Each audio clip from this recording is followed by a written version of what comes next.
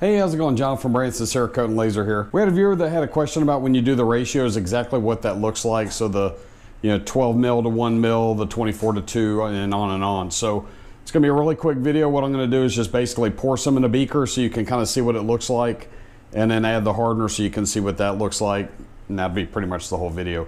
One thing to keep in mind when you're pouring the coating in, whatever line you're going for, so if it's the 12, you've got that solid line for the number 12 there. You want the bubbles that sit on top of the Cerakote, usually when you shake it up, mix it, the bottom of the bubbles to be on the top of that line. So that's how you know you got your ratio right. The reason why that's really important is if you try to recreate that same exact shade and everything going forward, if you're off just a little, your shade will be off just a little. So really quick video. Hope you enjoy it. Hope you're all staying safe and well. And as always, don't forget to like, subscribe, comment, and share. Check us out at BransonCerakote.com for all your laser, stencil, and Cerakote needs. Have a great day.